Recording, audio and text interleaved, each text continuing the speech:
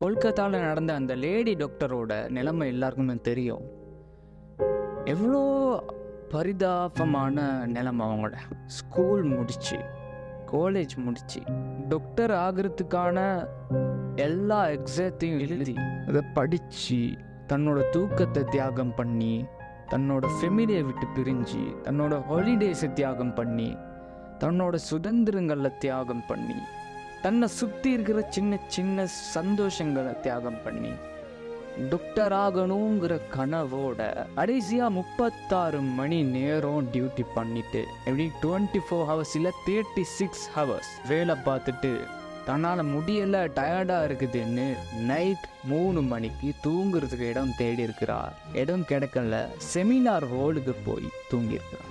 காலையில் அந்த ஹாலுக்கு க்ளீன் பண்ண போனவங்க பார்க்குறாங்க, அந்த டாக்டரோட உடம்பு செதஞ்சி உயிர் இல்லாமல் கிடக்குது. எல்லாருமே ஷோக்கில் என்ன நடந்திருக்குதுன்னு பார்த்தா, அந்த பெண் தூங்க போன நேரத்தில் அங்கே வேலை பார்த்துக்கிட்டு இருந்தவன் குடி போதையில் உள்ள நுழைஞ்சி ரேப் பண்ணியிருக்கான். எந்த அளவு கொடுமை நடந்திருக்குதுன்னா,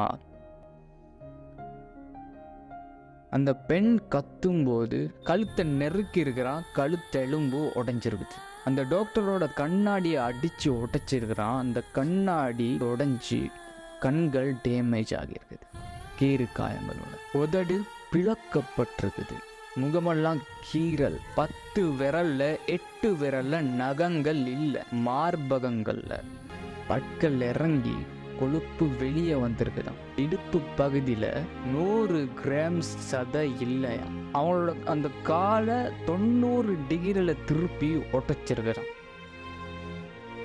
அந்த பெண் உயிர் போகும் வர எவ்வளோ ஒரு கஷ்டத்தை, துன்புறுத்தலை அனுபவிச்சிருப்பா. மற்றவங்களோட உயிரை காப்பாற்றணும்னு போராடினவ தன்னோட உயிரை காப்பாற்ற யாருமே இல்லாமல் செத்து போற. இந்த காட்டில் ஹைனாஸ் இருக்கும் தெரியுமா? ஹைனாஸ் அது புலி சிங்கம் மாதிரி உயிர்களை கொன்று சாப்பிடாது.